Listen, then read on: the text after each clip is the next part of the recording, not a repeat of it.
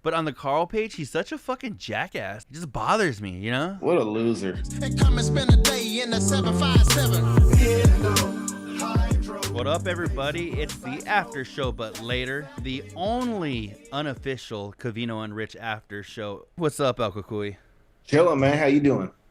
Hey, I gotta tell you something real quick. My daughter was pissed this morning because I was like, she was like, "What are you doing?" I was like, "I gotta go to my office." I go so I can record, and she goes, "I want you to record here." And I go, "Why?"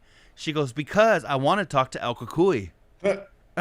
I think you spoiled her last week when you were kind of bullshitting. I don't think we were really we had probably stopped recording when you said hi to her and stuff. You were talking to her. Yeah. But she was like, "All right, cool. This is how it's gonna be every time you record now." So, oh shit.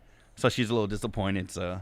Oh, that's but funny. anyway, man, what's going on from the week? I know there was a shit ton that I had, that I know you had, that fucking man. There was just a lot that went on this week. Covino and Rich had a special announcement that if you haven't heard it, we'll get to that too. So, what's going on, man? Yeah, they had a great week. I mean, should we just let the fucking elephant out the room? Let's. Congratulations to those two, right? Congratulations. Go ahead. I'll let you make their announcement, reiterate their announcement. Well, if you guys didn't hear, Covino and Rich are now going to have a special on Fox Sports Sunday at 5 o'clock. Congratulations, fellas. Doug, I'm so excited. Sean I'm so excited that we get more Covino and Rich, Doug, because like right now it's just like it's cool, man, the Monday through Friday, but for like as a selfish person, I'm just wishing we could have them 7 days a week, you know?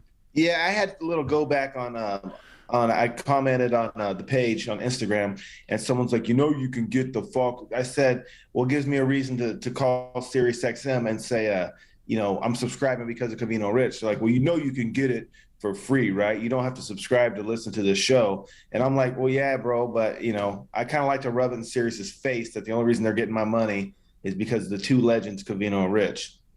I think it's cool if you want to go back, like El Cucuy said, tell them the reason why you're back, and let them know, hey, Covino and Rich are on fucking Fox Sports now. So that's the only reason why I'm here. And if Fox Sports goes away, well, you know what? I'm going to go away as well. You know how many times I've actually told them that? Like every time they want to, I don't know if they did this to you, but I'm sure they did. You get a killer ass deal for 6 months. And then when that fucking renewal bill shows up, boy, they want to like triple it. You go from like $49.99 to like $203. And so I'd always have to call and say, hey, what's up? And try to, negotiate a deal, kind of like you do with your cable company or DirecTV or whatnot. And every single time I would tell them, there's one reason I'm here, right? I'm like, because everything else I can get other places, but you guys got one show I listen to that's exclusive to this company, and that's why I'm here. I probably told them that like 7-8 times. They try to hit me with they're still going to be on the music side of it, and I was like, okay, that's cool. I'm here for their talk show. Absolutely. And what's crazy is, the Fox Sports, because I already I've been off of ESPN for a minute. I think even, the last times I was even watching, I watch highlights on SportsCenter, obviously.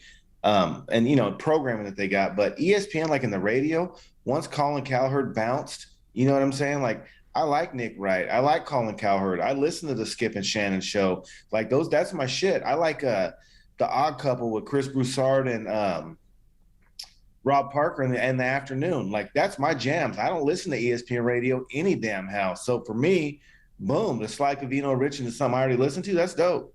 Yeah, no, that's super fucking awesome, man. And honestly, I know, like, I saw Captain Carl, Ian Kennedy, on the Carl page when Sean Wyman had put, does anybody want to guess what the announcement is or some shit, Yeah. And Ian was one of the people that goes, I hope they get a sports talk radio show or some shit. He was like, so they can leave it out of the show or some bullshit like that. And I was just like, I don't mind. I know they go a little heavy on their baseball talk, but I dig, like, especially right now with the football season starting, like, I fucking dig the sports talk here and there. You know what I'm saying? So being that they're going to have a show dedicated to it, I'm fucking excited, especially with the new football season starting, the new 17 weeks that they're going to have opposed to the 16. All around, Doug, I'm so excited, not only for them and the opportunity that they're getting, but for us as listeners, man, we're gonna be able to let people we know be like, hey, you know what, maybe you don't have fucking Patreon or whatever, but like I have some friends that are major sports fans that aren't on Patreon and shit. So I could tell them, hey, check out Covino and Rich now. They're fucking streaming. What is it? Like all on the West Coast or some shit, right? So fucking most of my friends are here on the West Coast, aside from a few people on the East, you know? No, for sure. And like you said, that's a great way to get people that we've been telling them about Covino Rich, friends and family for a while, but they were too stubborn to subscribe to something. You know what I'm saying? Now, like you said, you just turn on the Fox Radio and you're good to go.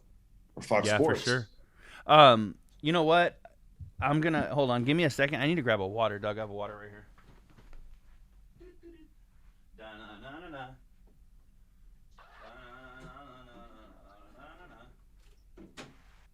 going to freeze all my shit in my fridge. All right. And we're back. We're back. Well, you told me before we started. You're like, oh, I didn't know it was Conan O'Brien Day. So I have a little fucking suit jacket on. I said I would have tried to get my Jimmy Kimmel on. Yeah, man. Where do you want to start as far as where do you want to go from their announcement? What about let's just not shift gears yet and they're Derek Jeter. Rich said basically that he's never seen grown men sweat another man the way that people sweat Derek Jeter. Did you hear that? I did hear that. And what's your thoughts? I don't think, Doug, that Derek Jeter is unique to that because, Doug, I sweat fucking to this day. I sweat. There's a gang of grown dudes that I sweat that's a little embarrassing, like fucking Kobe. Doug, not embarrassing the individuals, but I'm saying the amount of people that I like. I just fucking dig, Doug, because I think like fucking Kobe. There's like, I just think of like all the shit that he accomplished, Doug, in his short 40 years of life, and I'm just like, fuck, man, I'll swing from his nuts till the day I die, you know? Fucking Covino and Rich, I fucking swing from their nuts, you know? And, I've met them a handful of times, and always been cool dudes. I love what they do from a professional standpoint. Personally, they're fucking great dudes, and just like, I don't know, I just think that, yeah, people do swing from I called him Jerry. Fuck, dog, I can't say his name. I'm Mexican. Derek Jeter. So people swing from Derek Jeter's nuts like crazy. But at the same time, I think that he's not unique. And, one of the things that I want to bring up, too, is that Rich is so fucking, like, in his little wheelhouse of shit that he only thinks exists, right? Like his top 40 mindset. Me and one of my homies, Luis, that, I've had on the show a couple of times and you've got to meet and stuff.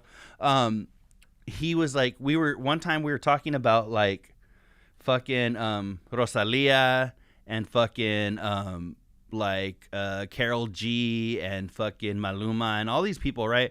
Fucking the Bad Bunnies of the world and shit, right? And Doug, if you ask Rich, like, hey, fucking something about Bad Bunny being like famous or whatever, he'll be like, yeah, he's kind of famous. But Doug, you go to his YouTube and he's got like billions of views, right? So I'm like, Doug, worldwide, he is fucking ridiculously famous.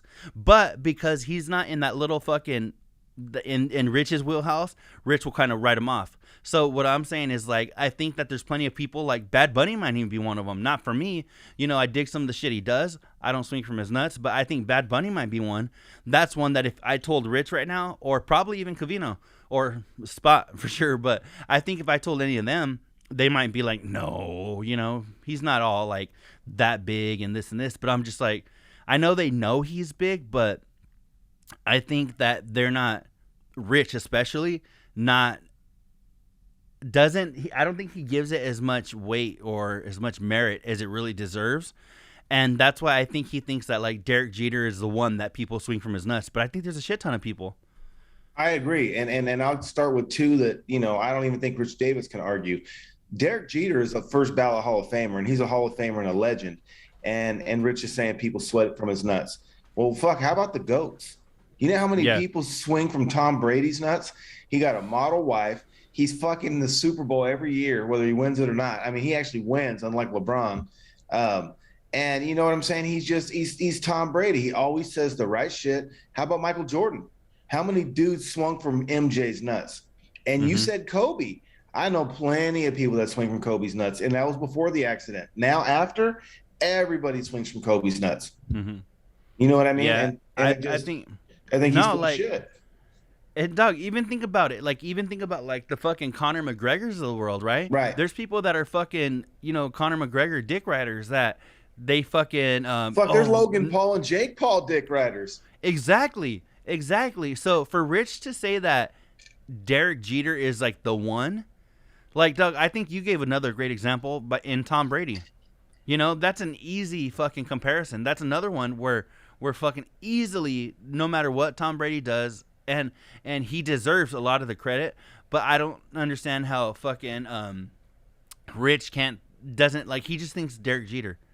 And I'll give Jeter the credit that he played in New York, so I know he has a big spotlight. But if you look at even Brady, right, he's been doing this shit and been so great for so long. He might not play in New York, but who was featured in the first game of the season with all the hype against none other than than the world's team? Let's just face it, the Dallas Cowboys are worth more than any other franchise in the world. So you have the world's team and who? Tom Brady on the first. That's to get the NFL season cracking. That's how much he might not be in New York, but the NFL puts him on a stage bigger than anybody else in the league. It just is what it is. You know what? I actually wanted to talk a little bit.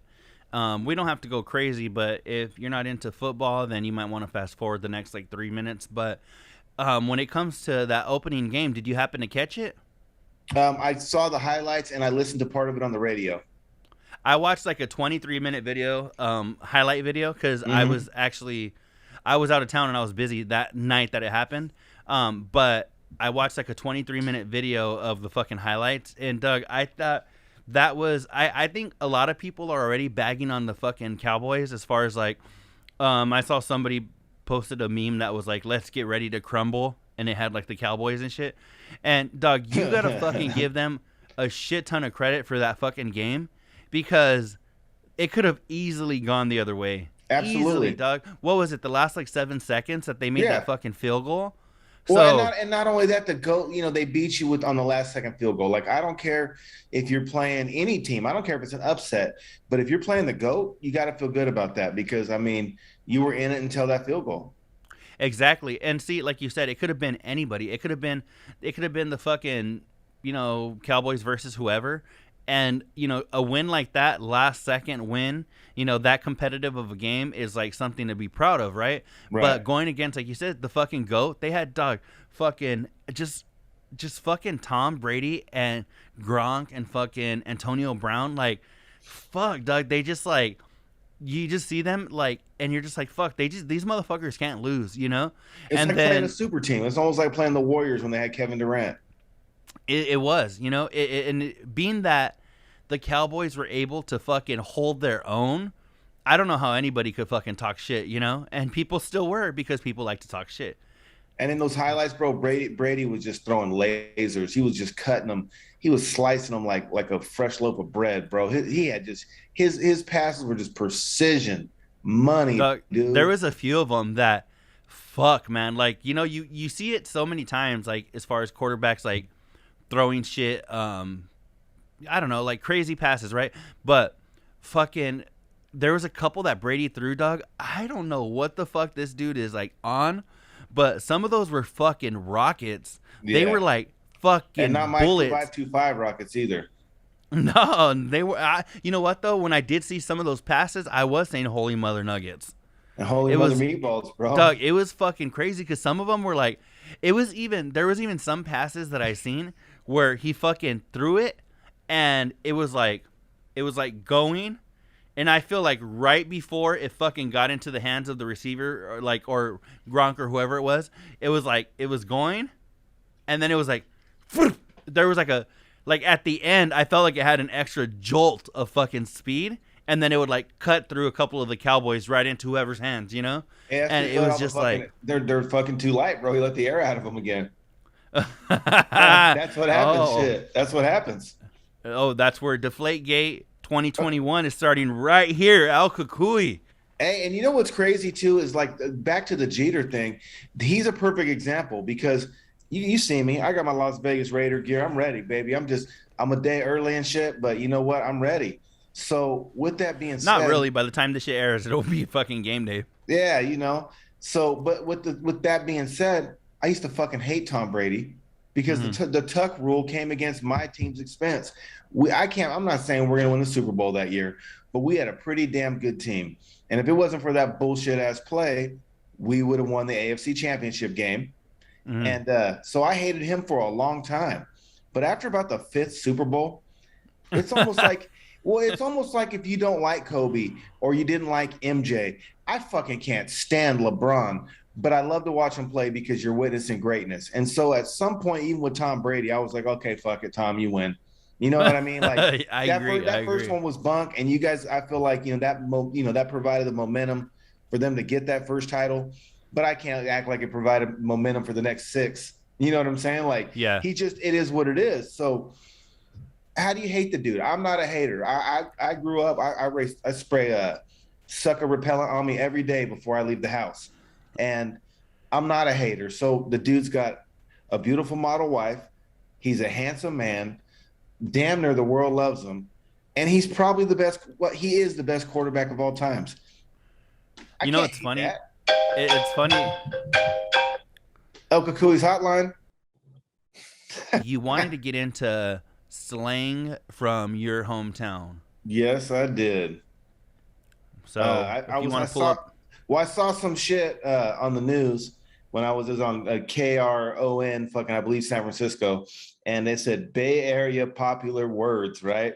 And the list went hella, ye, slaps, trina, finna, the city, the town, juiced, out of pocket, and gigging.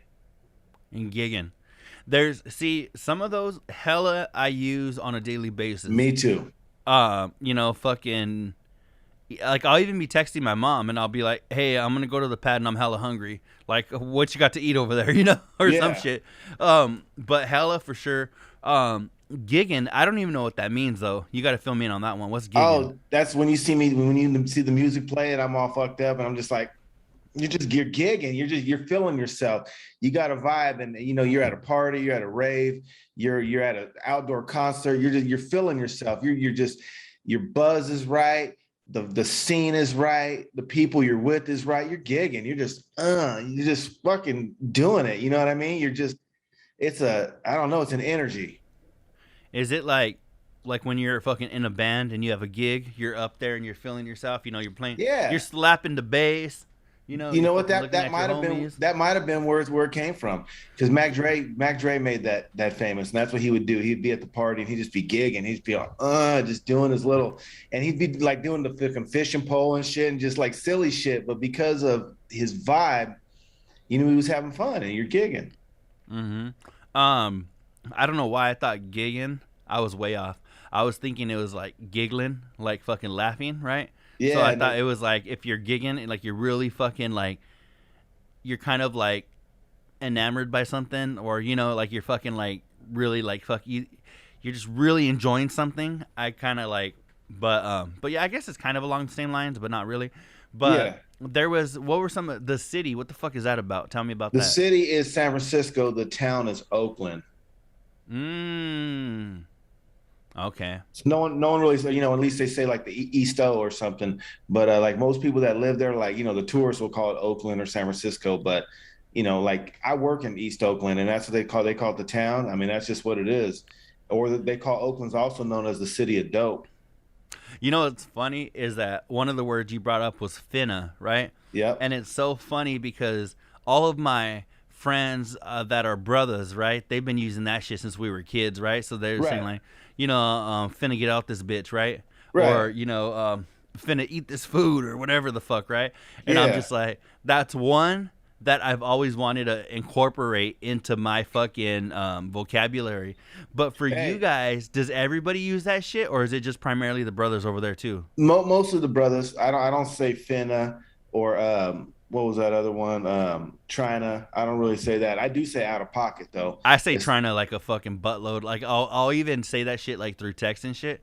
Like I'm trying to get out this motherfucker, or trying to fucking this, trying to that. And that's one that I have been using for fucking ever. So I don't know, Doug, if it's just kind of like the kind of neighborhoods that we're from and shit, or like the cities where it's kind of like, because a lot of that shit, Doug, being that you're so far away in Fresno, I'm in Yuma, for those that don't know, that it's crazy that we're like 10 hours away by car. But we listen to the same underground music, though. I mean, when we start having our little shows and shit with Brother Lynch and all that, I think that's because they're really in similar, like you got to look at it. Like the Bay Area artists that everyone listens to, the underground, they're either in what we're in or maybe a little bit worse, but the culture's still the same. You know what I'm saying? Mm-hmm. So it's like, it's words, they're saying it, but it ain't shit that we ain't already hearing in the community anyways. You walk in a liquor store in like San Francisco, you're going to hear everyone calling each other cousin. You know what I'm saying? It just is what it is.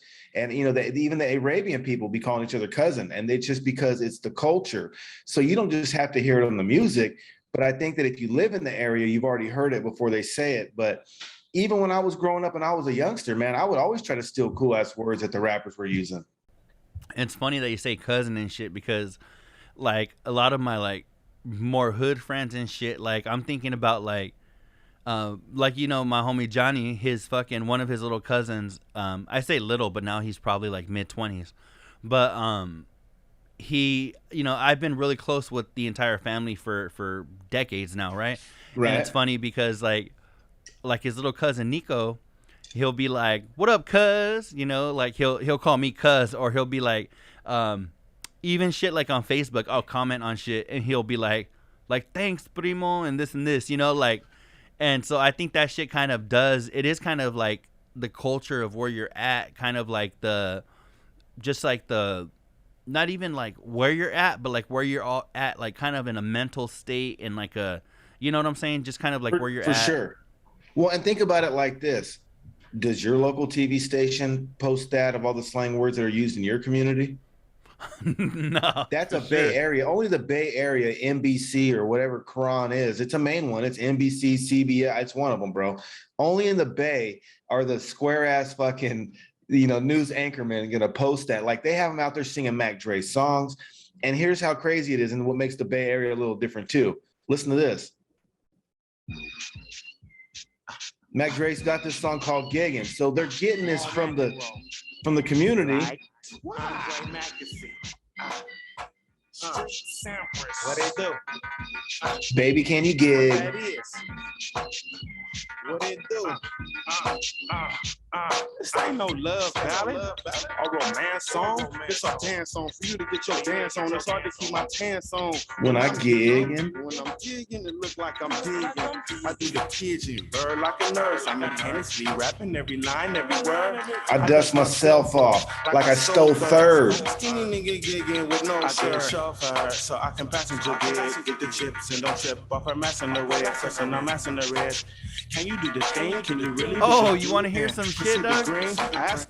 What's that? Check this shit out. Do you remember I told you about the MC Hammer shit? When you made the fucking Can't Piss This, right? Yeah.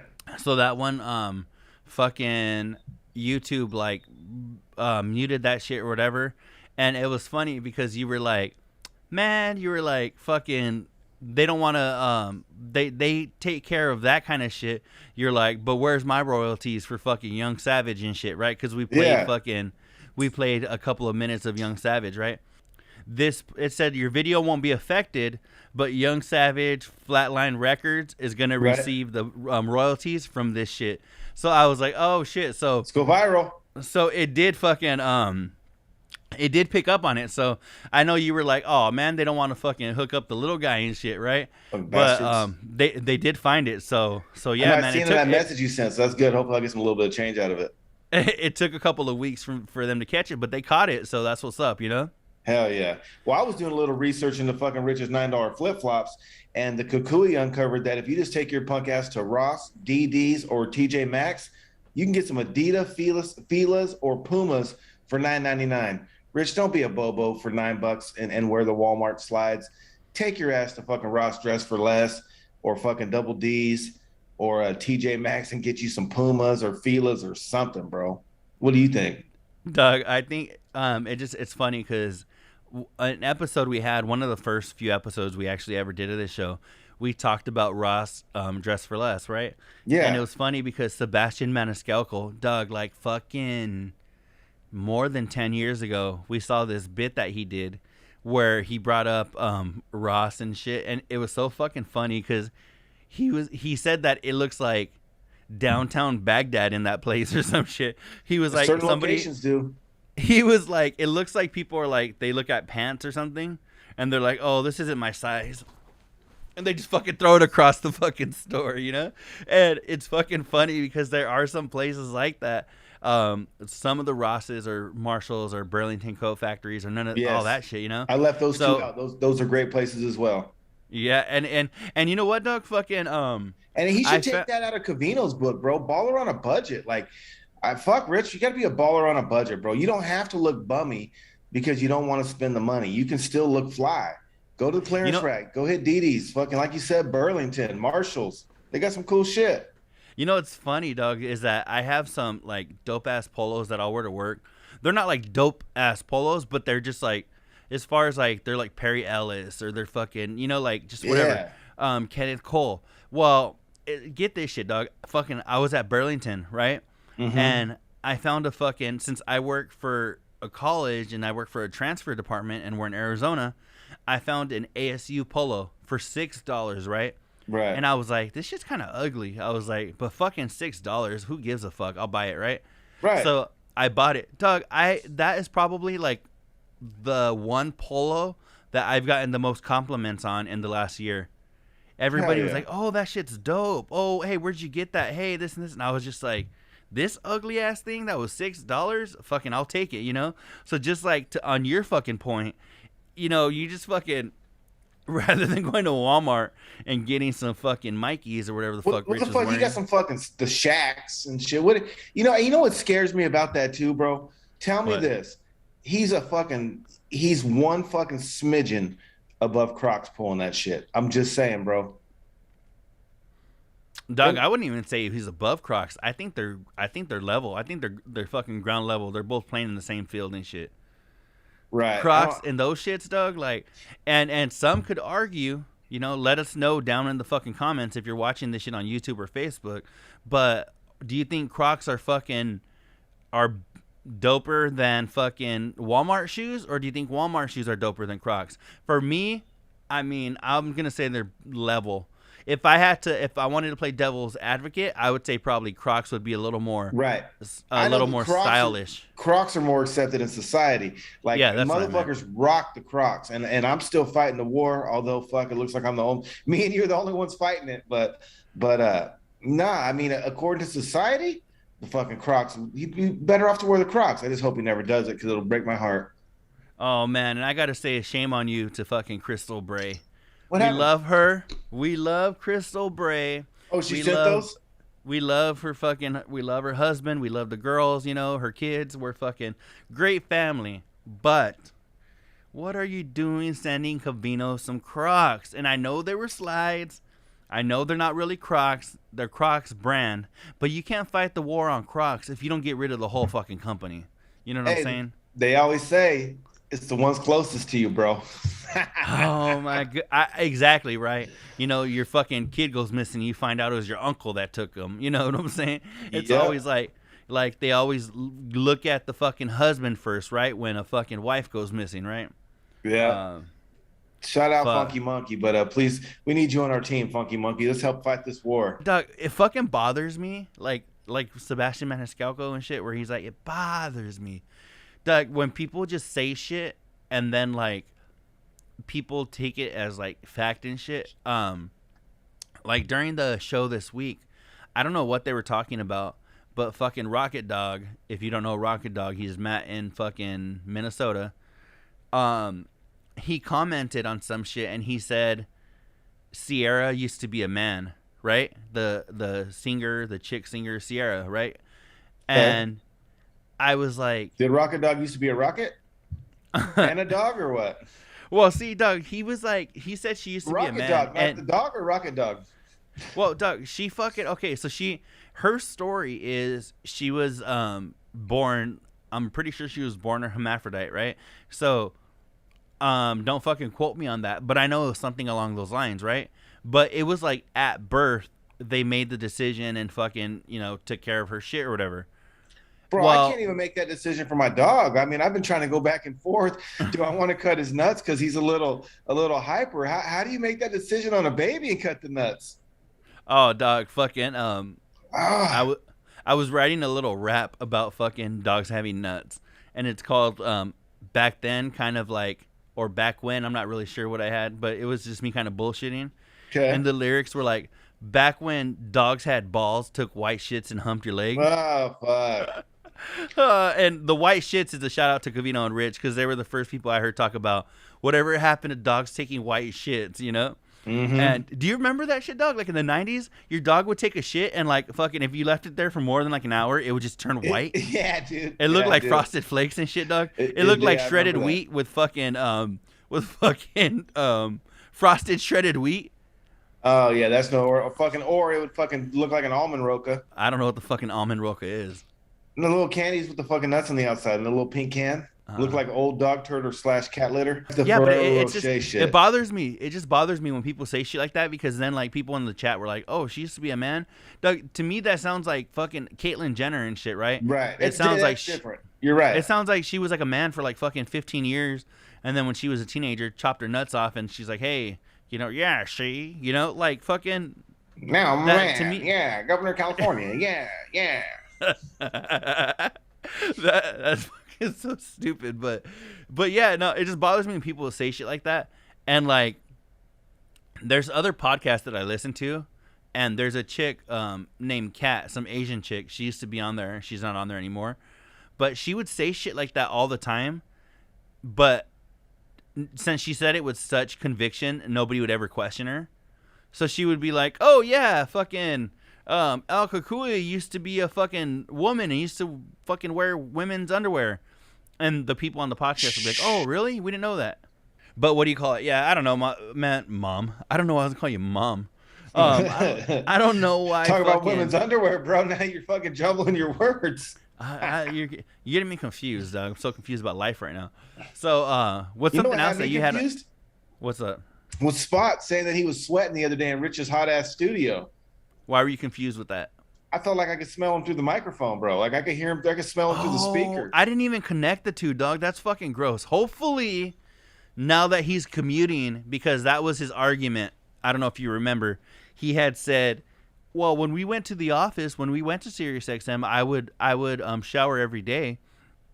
So I'm like, hopefully now he feels like they're going to Rich's house, they're going to their studio.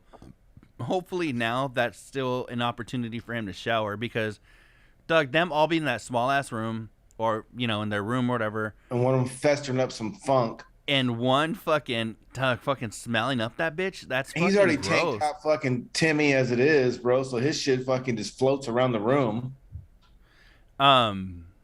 Yeah, that's nasty, but it was fucking funny because I couldn't believe It's you just- said it. it's just crazy how they you know what, one of the things that tripped me out, and I'm like, I don't know if it's because we're in Arizona, so we have our air conditioning on like 24 hours a day.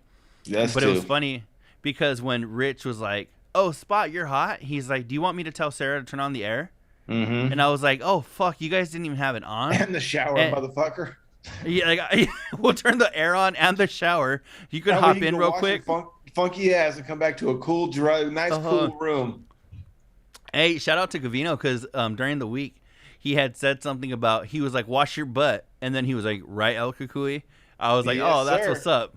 It was a Shout dope out ass little Steve shout out. Covino. Oh man, and yeah. So what else do you have besides Spot being stinky? I got a couple things, man, and they kind of tie in. So I'll probably just fucking shoot them both and tie them in. You know, Rich, on one day he said, "Would you rather fucking be given 100 million or earn 20?" And we all know how he fucking responded. And then he also said the next day that if you make it big time, that you're obligated to buy things for people that you're close to, and you know, and then you're obligated. And I think Spot and Covino kind of had a slightly different opinion. Did you catch any of that stuff? I did catch that, and there was actually. Can you play the audio of the one that you sent me with Floyd? Oh, yeah. Give me 1 second. Cut me off guard. My bad. You're all good, bro. This is real life radio, people. This is real life podcasting. This is how we do it on the fly, right? This shit ain't rehearsed. We don't have a script. I make 100 million, I put 50 million up. You always got to put half up. Hold on, so you just got the upper 50 million just laying around? Let it hold some. Once you make so much money and you didn't already had everything, there's really nothing else you can buy. So you believe in making everybody else around you. You want to push them to be great. You want to push them to be successful. So that's what I do. I push everybody around me to be great. Even like my security team, I say, listen, while y'all working with me, y'all built your own security team on the side, doing other venues and making money. Because if I just give you a lot of money and you don't got no ambitions and you ain't got no drive, all I'm doing is crippling you. I'm hurting you. And I totally agree with that. Even the old saying, you teach a man to fish, you feed him for life. You give him fish, you feed him for the moment. You give him a meal. And, Dog, you fucked up that whole saying. I'm a little fucked up myself, so please forgive me. But point of the matter is I'm the same way. If your fucking aunt is in a live or die situation and she needs 20 grand or something to pay a medical deductible, yeah, of course, dude. If you're close to her, shoot her the 20 grand. Right. I mean, in a situation like that. But I mean, even with my own kid, dude, I made her work and I try to teach her the value of $1 because the best thing you can give anybody is the ability to have a mindset to make money and to know how to survive this world. When you start giving people stuff like Floyd said, you take away the ambition, and the ambition and the drive is what's going to get you more than what someone gave you. So to me, it's the same with that 100 million, 20 million. Like, would you rather be given 100 million or would you rather, earn 20?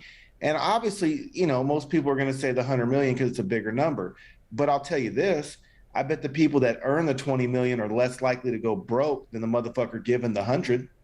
Mm-hmm. And we see it all the time with fucking professional athletes, right?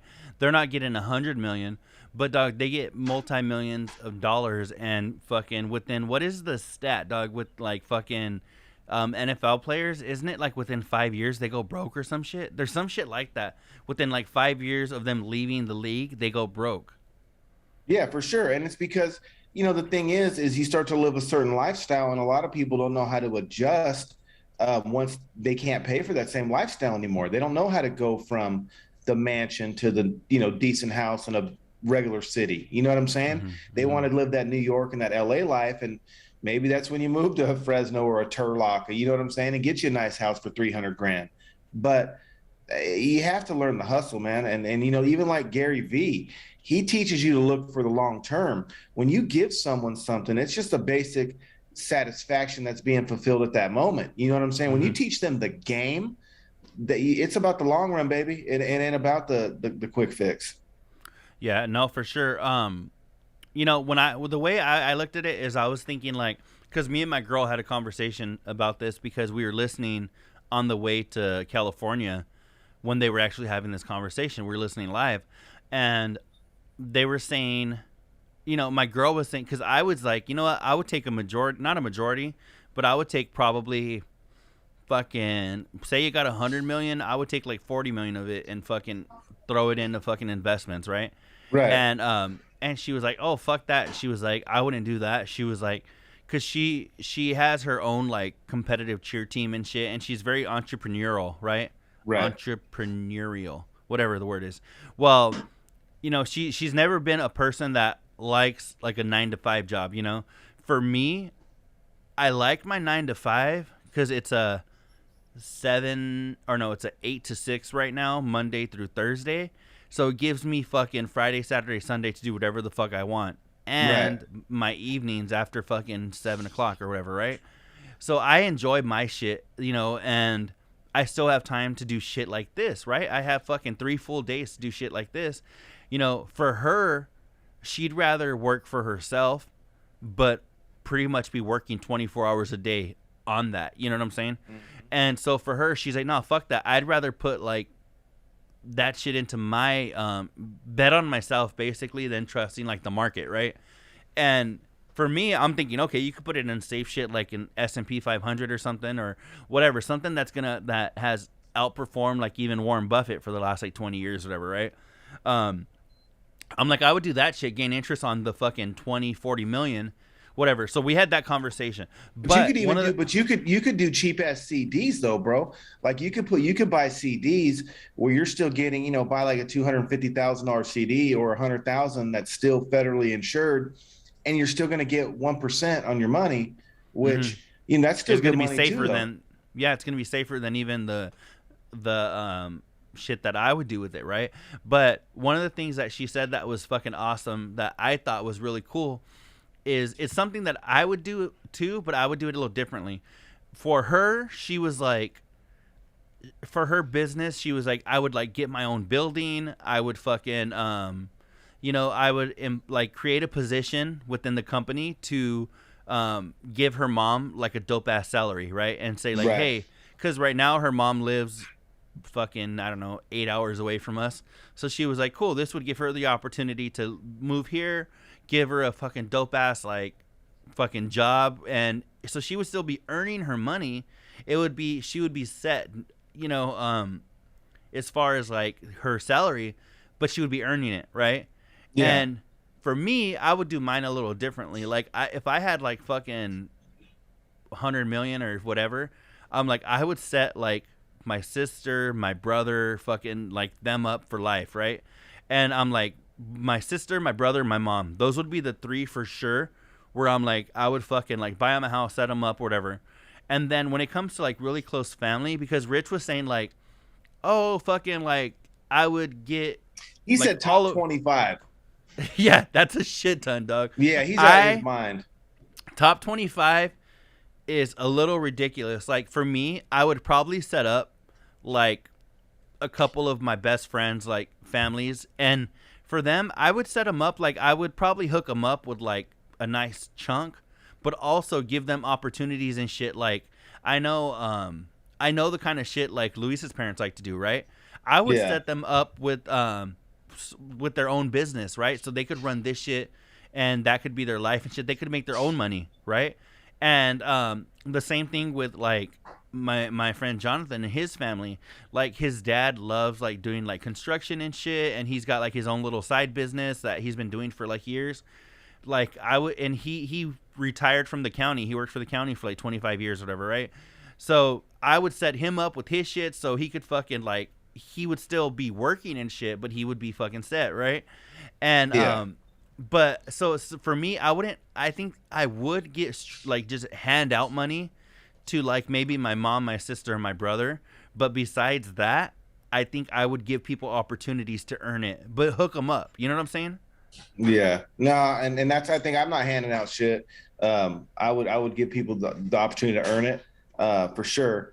You know, but I would buy houses, and anyone that I knew that needed work, hey, I'll pay you to work on the rental houses and fix them up or whatnot. But, you know, like maybe like a one-time gift, but I'm more like Covino. I'm more like, how about I'll rent the yacht, you know what I'm saying? Where we can all hang out, like, and we can all kick it, or let's all go to like Hawaii or something. I'll just pay for everything.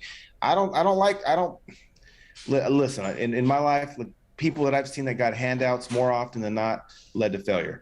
The people that had to work for their shit and earn it and hustle, and it doesn't really matter at the age. Whenever you have to earn something and you have to work for it, you appreciate it that much more. And so I don't like handing shit out like that, because there's never the same gratitude as if you earn it or you set it as a goal. You know, he's talking about handing shit out that for most people are fucking lifetime goals. Yeah. You know what I'm saying? Buying a house, that's something that everyone wants to try to do. That's like something that's been set in stone in every, you know, young adult, that you want to buy a house someday. And so he's talking about, is it because he wants to help, or is he trying to have control? Because I heard him say a few different times this week, you know, the studio at my house. Imagine if he bought 25 people houses, bro, and the shit that they'd have to go through from Rich because he did that for him. That was one of the things that Covino brought up. He was like, wouldn't part of this, like, and Rich said no, but I think part of it is, you know, Rich would like to be like, you know, when fucking Spot and Kristen are in a dope ass mansion, you could say Covino and Jordan, like, he bought them a fucking dope ass fucking mansion and got them these Lamborghinis and shit. There'd be a part of Rich, he could lie fucking through his teeth, but there'd be a part of him that would be like, yeah, I did that. Well, Yeah. Covino, I know you didn't like Lamborghinis before I bought you one.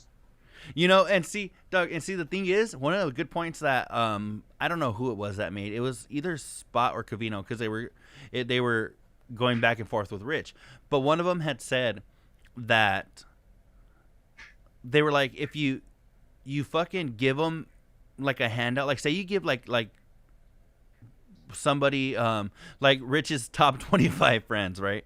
Say you give your top 25 friends $1 million or whatever. I think would always make it kind of awkward would be like, I'd be like, hey, Cucuy, can you go grab me a fucking go grab me some fucking Jack in the Box or whatever? And you're like, I kind of don't want to right now, dog. Like, I'll be serious. I don't really. Part of you would be like, if it was Rich, he'd be like, this motherfucker can't go give me Jack in the Box, and I gave him $1 million. You know what I'm saying? So I think, dog, handing out shit to your top 25 fucking best friends is gonna create some kind of like weirdness, just and so I think giving them opportunities to well, it already feels weird because he already feels like the better sibling over Jimmy as it is. Yeah, the more successful, like obviously, bro, he feels like the most successful sibling, like the most successful kid. You know what I'm saying? So he already, bro, he commands the room, and that he tries to assert that over his siblings. You know what? I just fucking dog. I deserve an award for coming full circle on the shit that we're talking about now. Rich only goes full square. Think about it. Think about Rich and his East Coast adventures, right? Right. You don't think part of him?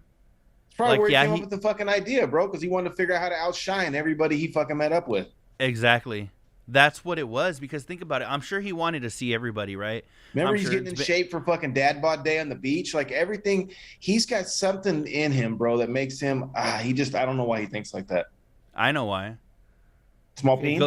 It goes back to the fucking little nerdy kid with glasses and braces and a mullet. You remember when he fucking had those fucking big ass fucking Elton John glasses that had tint on them?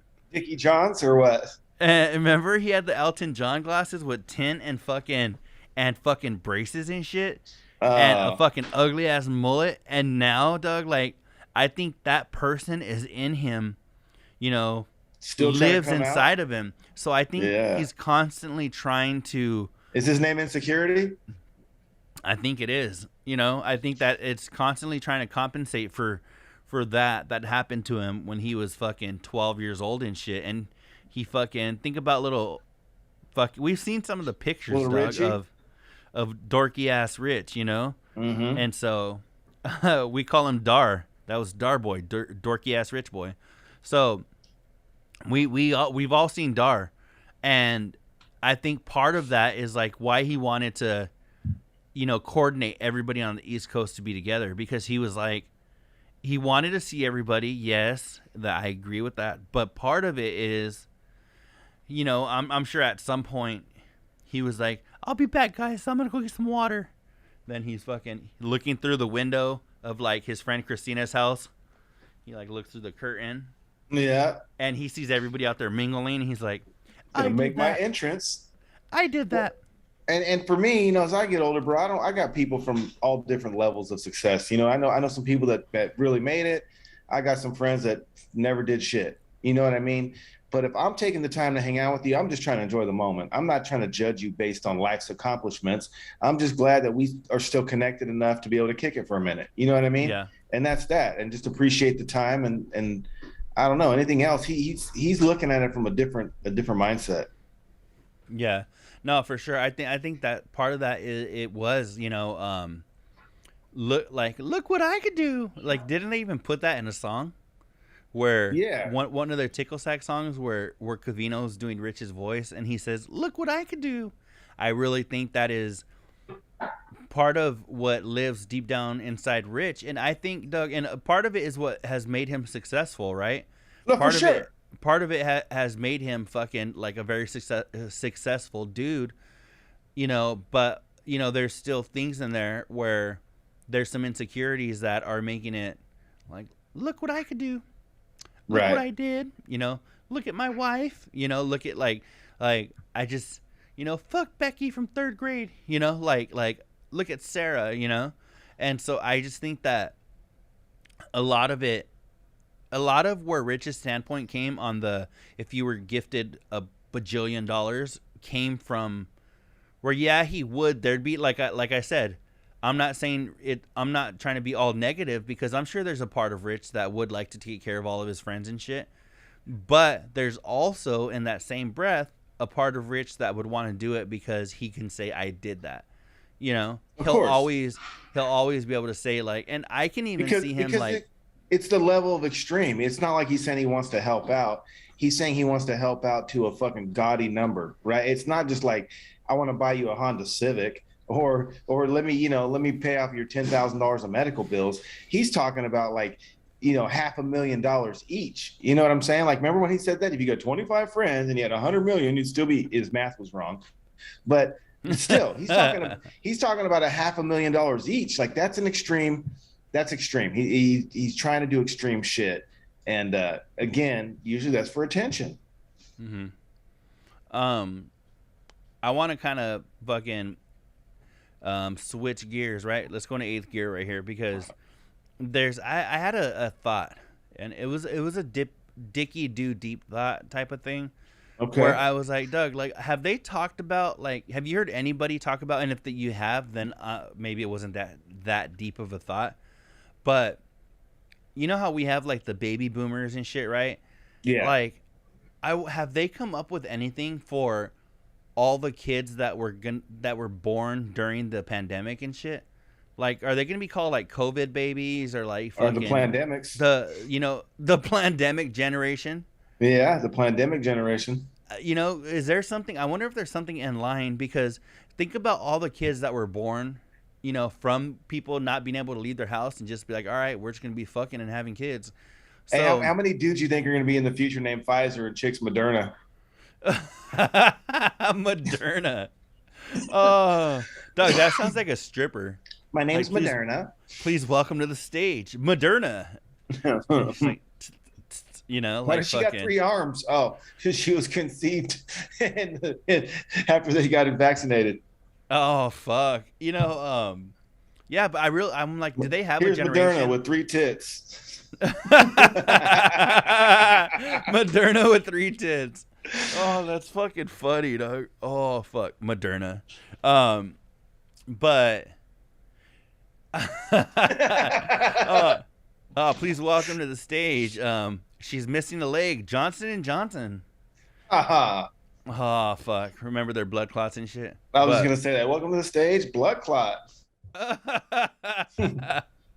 Oh, fuck. Never mind. Yeah. Never mind. Yeah. Never mind.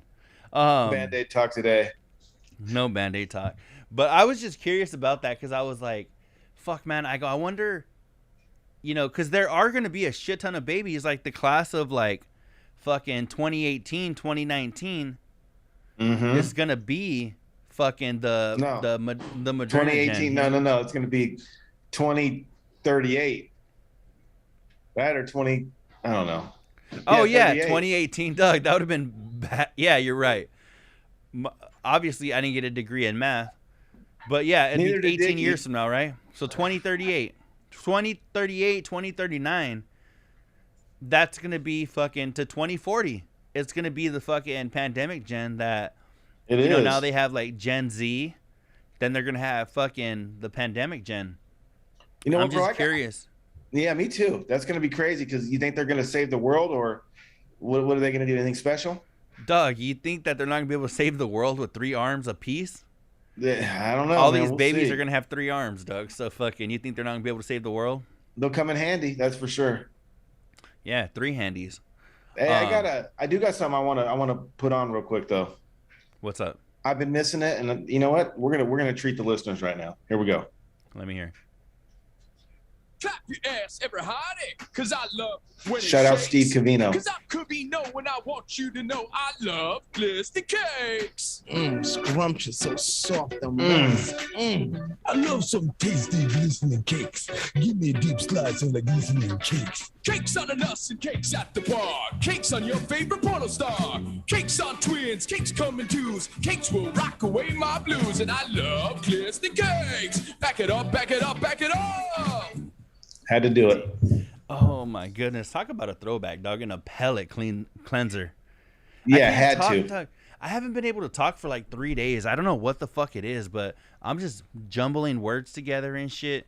I don't know what the fuck's going on, but anyway, Not good, bro. Not good. not good at all. Oh, you know what? So, do you have anything next before I get into No. something next? Nope. All Stage right, is all well, yours, bro. Let me see. So I have a question. So, say there's a listener, right? Mm-hmm. And we'll call him Caitlin, yeah? Caitlin. His name's Caitlin.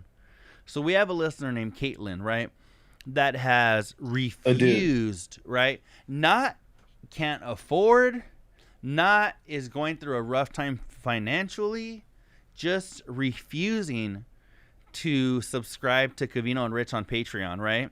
Mm-hmm. And I don't know what they have, why they have such a fucking hard on for not subscribing, but they're very vocal about it on the Carl page, and they're very like, oh, I'm fucking, it's not even like they like to just contribute. A lot of their shit is about how like they're not subscribing, right? So I feel like fucking Ian should just kick them off the fucking Carl page. But what do you think about that? Do you think they should be allowed to like, because listen, if you have somebody like, say you and I have a friend that isn't subscribed on Patreon, but you know, they jump on the Carl page, they like the interaction and shit, you know, but they're not saying every week like, I'm not going to fucking subscribe, or I'm not this or that. You know, maybe they can't financially, or maybe they're not sure yet because they don't know the fucking vibe. But somebody that listened to Covino and Rich for like over 10 years that is refusing to subscribe, and when they come to the Carl page, all they're doing is like bringing like negativity and fucking like talking shit, basically. I think they deserve to be fucking given the boot. What do you think about that? Yes or no? It's tough. It's not really a yes or no answer for me. I'm with you though on everything that you just said. That's why I always spray my sucker repellent to stay away from dudes just like that. But I don't like the negative energy, and I think that they're just being an asshole at that point. Mm-hmm. If they're cool with being an asshole, you know, I can't get mad if they get kicked out. I mean, I guess they got to be entitled to their wrong opinion, but I truly don't understand why you'd want to shit on somebody like that for no reason, especially when you at one time claimed to be affiliated with them. You know, obviously that's a group page. So if you're going against the group, then get the fuck out. Yeah, this person has, dog, Covino and Rich have welcomed this person into their studio in New York, and they're still going to like fucking like when they first made the fucking switch from their old gig to Patreon, this person was very vocal about how like they were not gonna subscribe. They were very like they were being a fucking dickhead, and I was just like, this motherfucker. Then they don't like, belong to be in the fan group, bro. Because you know what? I mean, if, as a fan, you can't even claim to be a fan or you know part of a group if you're not gonna pay $5 a fucking month. To me, it just bothers me, dog, that somebody would be this fucking, you know, hard on I'm not gonna fucking subscribe and shit, and then like, but they still want to be here like talking shit, and then like, to me it just bothers me. This motherfucker bothers shit. me. It's weirdo like, shit. I don't know. Go get in. Too short sighted, bro. Get in where you fit in. If you don't fit in now with fucking 80% of the content because it's got to be paid for, Monday through Thursday, and you're just like trying to be the fucking free Friday freebie fuckface, then you go right ahead. But don't bring that negative attitude to a fan page or a group, like such as the Carls. Yeah, they need the boot. And honestly, Doug, like when I did the episode with him, like I thought he was like, I mean, it was a decent episode. I thought he was a cool dude, but like fucking just like, fuck, Doug, like all of his shit on social media, Maybe I kind he's of kicking it feel with Captain Cricket, bro. I feel like it's not the dude I interviewed or had a conversation with. You know, like, because I feel like that dude was a pretty cool dude, like, you know, whatever. But on the Carl page, he's such a fucking jackass. It just bothers me, you know? What a loser. Oh, you know what? I have two things before we wrap this shit up. All right. One is fucking where they were talking about how the NFL is now allowing people to have any number on their jersey. How do you feel about that? I mean, it breaks tradition, but fuck it. What are you gonna do? I mean, it don't bother me too much. It fucking it's funny because to me, it bothers me, like the fact that like you're not gonna see seeing a lineman wearing like number 8. Like what the fuck, you know? Mm-hmm. And then it was fucking funny because I started thinking, like Rich was saying that there was somebody that went from like a double number to a single number, and now he looks thinner, right? Okay. And so I was like, I wonder if there's any quarterbacks that would want to throw on a double number as opposed to a single number so they look fatter. Like, so say they were wearing number 1, right? And now they're number fucking 88. And so they're number 88, so they look fatter. I'm like, is that going to kind of throw the defense off and shit? Because in their mind, just the very, very, very back of their mind, they're thinking the quarterback looks a little fatter, but he's actually in the best shape he's ever been. You know, so I kind of think that if they want to, in a way, they can kind of manipulate and fuck with the other team with the weird number. You know what I'm saying? Yeah, it's a trip. You know, it is a trip, and I don't know. It's funny that Rich points that out. Like he fucking makes it look fucking fatter, right, or skinnier. Yeah, that made me laugh. Something like that, bro. That just, Doug. It just, for me, I'm like, it really fucking bothers me, and I'm like, I'm sure in fucking 5 years, I'm not even gonna notice it, right? But just being that it's been this way our entire lives, like we hate change, right? We fucking hate change. And for you, you're like, I don't really give a fuck. It doesn't really bother me. But for me, it's just like, it's a little distracting for me to watch a game and them have like random ass numbers. Like it's just kind of weird, you know? Just being that to me, it's a little distracting, I think, is what, you know, and I feel like it's going to be distracting for maybe even like half of the season, and then maybe I'll get used to it. But for sure. But I just think that's the only thing that bothers me is that it's been this way for so long, and it's going to be a little distracting to get used to it, you know? Yeah, and I think you're right. I'm not so, you know, change for me. I've learned to roll with it just because being in retail and then being at the job I'm in right now, shit's always changing. Even with COVID, fucking shit, you know, I was working retail during most of that and shit changed. It is what it is. You know what I mean? I'll say this. I don't really worry about change too much because the responsibility lies in the people that fucking voted for the change or initiated the idea. So if this thing works and everyone's happy with it, then they look great, right? But if people get pissed off and they got to go back, well, then they're going to look bad. So it's like, fuck it. It's pretty much on them. It is a little weird, but it got weird a couple of years ago too, though, when they weren't just wearing like 80s for wide receivers and the linebackers weren't in the 50s. You know what I mean? But fuck, I wish baseball would make a whole lot of changes so I could watch that shit other than the postseason. You know what I mean? So, you know what?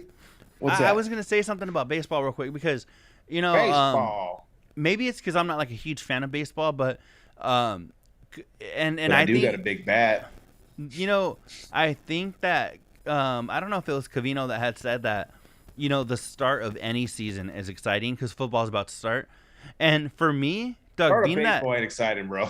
I'm the biggest, like when it comes to all the major sports, basketball is my favorite one. But I may be more excited for football starting only because they have such a few amount of games. They have 16 games. Now they have 17. So to me, every fucking game means something, right? So for them to say that, you know, every sport starting is exciting, not for me, Doug. Like if you have like what is baseball, like 150 games or some shit? 162. That's Doug, like I think it would be cool. Like, fuck yeah, the season's starting. I'm going to see my team, you know. But, like, even the fucking, like, basketball season, I dig it and I get excited because I'm a fucking huge Lakers fan, right? But at the same time, like it's like, yeah, cool, basketball season starting. I'm fucking excited, but I'm even like more excited for football because it's so fucking like you said, if they made some adjustments to baseball and say baseball went from, which it would never be this dramatic, but say it went from 162 games to like fucking to 53 games, right? And say, or whatever the fuck, say it went to something like that, I'd be a little more intrigued to fucking be like, oh fuck yeah, the season's starting. Like, you know, I would like it to be like fucking 20 games. Then I'd be hella fucking stoked, right? But they're not gonna do that because think about the amount of money they're gonna fucking lose. They're gonna lose bajillions of dollars, which then I they should understand. just fucking quadruple the ticket, divide the season by 4, and fucking raise the price of each game fucking 4 times. That's what the fuck they need to do. They need to get smart. How much do tickets run for a baseball game? Like an average ticket? It's been like 20 years since I've been to one. So back when I was going, they're like $12 in the bleachers. You're $8. Yeah, no, they were cheap with last time I went, but I got a couple fucking responses to that. Number one, you know why we can't wait for football? Because you got shitty ass baseball that can't carry you through the summer until football finally shows up. NBA normally ends in June. So when football starts, you know, in November in a normal season, NBA picks up and NBA goes all the way to June when you got the NBA finals. It's that July and August fucking baseball trying to carry it through where you're not really in a pennant race yet. So it's just like the part of the season that don't really matter. And in the sport that comes in third out of those 3. And so I think that's why football, because I'm split. I like football and basketball. I love football. I think you put a lot of fucking emphasis on the shorter games. Football has shorter games, so I think you get more excited for those games. You know, and my other analogy is Dexter. That was one of my favorite shows, right? Yeah. I'm not catching 162 episodes a year. And I'm probably not going to try to go back and watch the ones I missed. That's just too much Dexter. But it's for 3 months. It's on Showtime. You know what I mean? You got to catch it on Sunday nights. It's almost like the same format that NFL has. You're waiting all week fucking long. They leave you off on a fucking cliffhanger, which in the football world will be next week's fucking matchup. And you're waiting all week long to see what happened to Dexter or is the Trinity Killer back. But, bro, it would take away if there was 162 episodes in a year. That's why Dexter is, you know, he follows that football format. And I just – too much of anything for me is not a good thing. And just baseball, I don't know, bro. And plus, I think they're a bunch of hypocrites with the cheating and the fucking steroids. And now they're fucking with the pitchers. They got too much fucking bullshit going on. You know, the Trevor Bauer, they won't even let him play, even though the fucking judge denied the restraining order. Baseball's like a fucking circus act to me, dude. It's a shit show.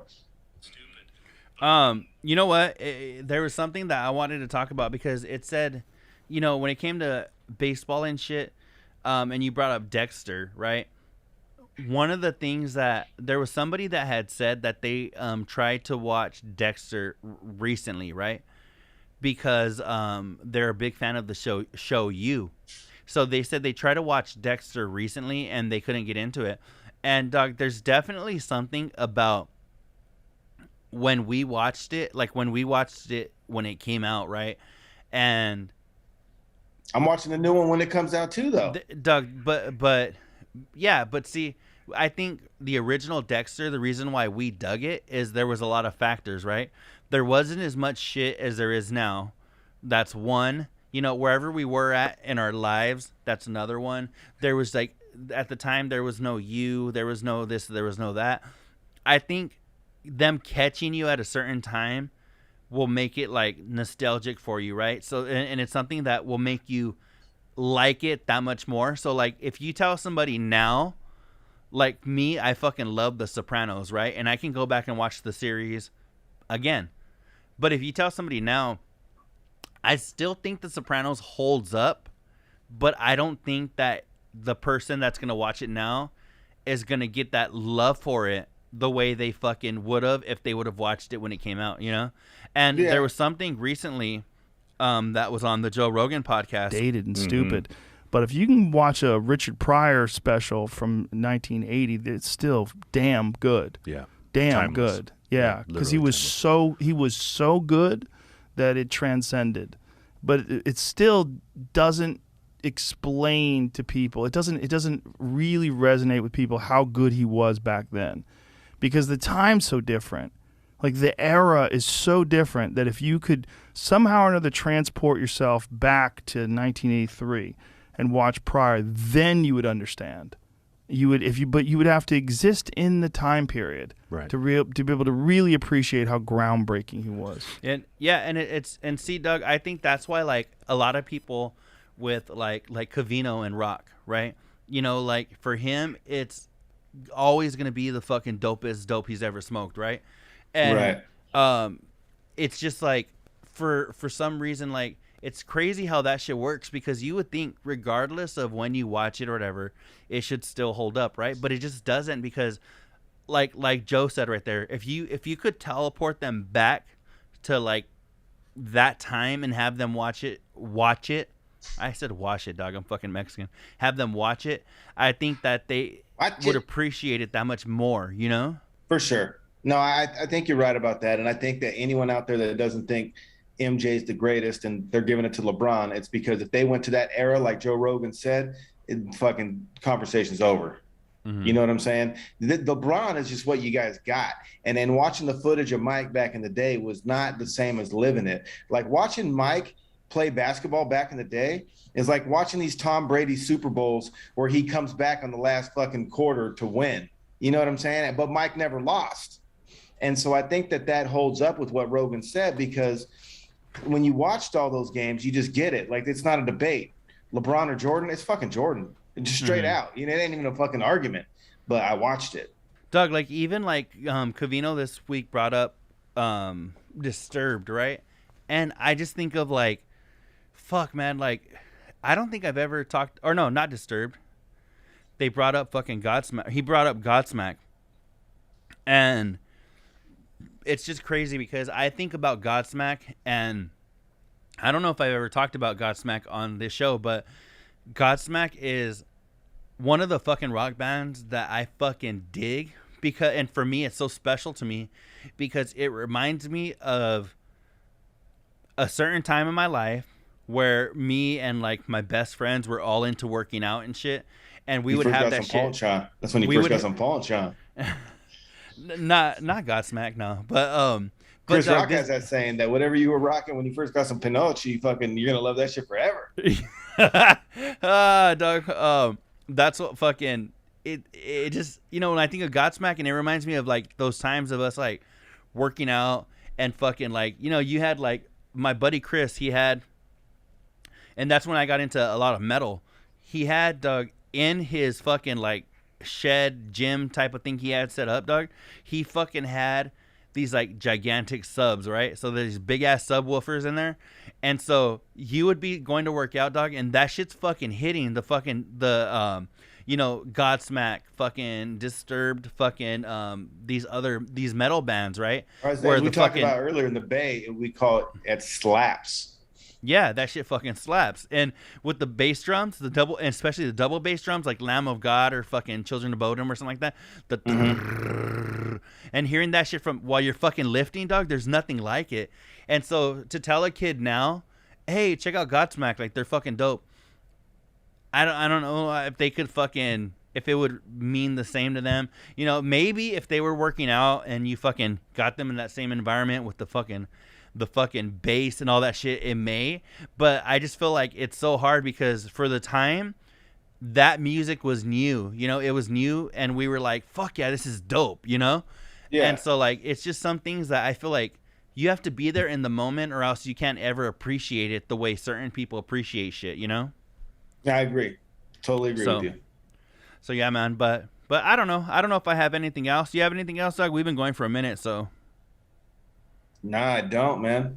Again, Congratulations to the fellas. Big accomplishment. And, you know, there's more big things to come down the road. Like, you're not going to hold these two back. And I think Super Agent Sean Wyman obviously is helping out a lot. And just super excited for the boys. Congrats, Steve Covino, Rich Davis, Stinky Spot. Shout out to all you guys, and congratulations. Yeah, you know what? Shout out to Sean Wyman, because, Doug, he fucking, he's, I don't know him personally, but Doug, but it's so cool because like he rides so fucking hard for Covino and Rich that he even has followed like all of our shit recently on social media, like our Instagram and our fucking TikTok and all of that shit. to where I think Did he follow your TikTok? He even liked he even liked our after show page on Facebook. So like that's fucking dope. That's a cool dude that fucking he rides hard as fuck for Covino and Rich. And one of the things is he was one of the ones that pushed them to do this new gig, because he was like, all the people that are on Patreon, they fuck with you, right? But people that don't know you aren't gonna find you on Patreon. They're going to find you on Fox Sports, you know? And they're going to be like, oh, these dudes have a fucking Patreon. And they look at sports from a different angle. Fuck, these dudes must be fucking pretty cool. Oh, shit. They've been doing fucking radio for 16 years, for 20 years. Yeah. But, you know, for 20 years, if you include, like, college and shit. Damn, these dudes, I'll fuck with them, you know? And they'll come over to Patreon. So I think Sean Wyman putting that in their head. But didn't Mike 525 Rocket find him on Twitch? He did. He did. You do have a point. I do. Yes, I do. And Mike 525 fucking with him. You know, so I just nuggets and holy mother meatballs. Top 5 jobs Covino Rich held. Let's go. Coming in number 5, we got Sports New York. It was all right, but they're still Covino Rich, so I watched it. Doug, you're fucking. It's so funny how like you get like his cadence and shit, you know, because you're all, it was all right. Like the way it's so fucking funny to me because it really is very Mike 525, you know? But it was Covino Rich, so I watched it. You know, it's fucking funny, dog. I'm like, maybe I talked too much shit when I was younger, but right now I'm like, fuck, I got to take care of my daughter's speech because right now she can't say her R's. She's 5 years old. So she has that Mike 525 fucking little speech impediment where she listens to Covino and Rich, you know? And she'll tell me, I'll be like, Bubba, I'm like, where's Spot? And she's like, Spot is the little one. She's like, because she knows his little screen. She's all, that one's Covino and that one's Rich. And I'm like, oh, fuck. And it's funny because one of my sister's best friends is a speech pathologist or some shit. And she's like, she has until the age of 7 to correct that, or else it'll most likely carry on with her throughout life. So I'm just like, fuck. I'm like, Covino and Rich. I'm just like, come on, let's get that shit fixed, you know? Hey, you better block her from watching Mike 525 then, bro. I know. And, you know, I go back to, I think part of that is because of she watched so much Peppa the Pig when she was younger. And they have British accents, so she kind of took on a little bit of that, especially when she was younger. She'd be like, Daddy, you know?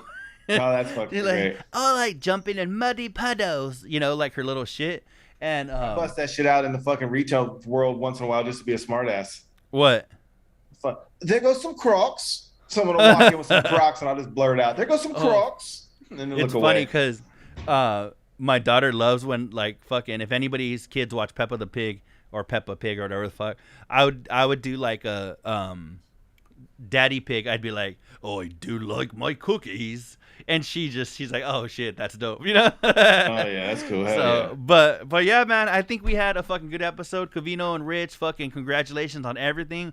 If you're listening to us, you fucking don't subscribe to them on Patreon. You can now catch them Sundays from 5 to 8 Pacific time, right? Am I correct on that? Yeah, 5 p.m. West Cola time. West Cola, 5 p.m. Sundays, which would mean probably tonight. Tonight, Covino and Rich are going to be on from 5 to 8. They're streaming on Fox Sports, fucking all across the West Coast. They're on Sirius XM, fucking Fox Sports, whatever channel that is on Sirius XM. So if you are still subscribed, check them out there. But for your boys, El Cucuy, until episode 82. El Cucuy, tell me how we should end this shit. Baseline Shrey, bring that shit. On the road to the riches, cause it's all about the paper. Now buckle up your seats and prepare for the journey. Let the music ease your soul, grab a spliff and start burning. Relax with us and take a trip to the heavens. And come and spend a day in the 757.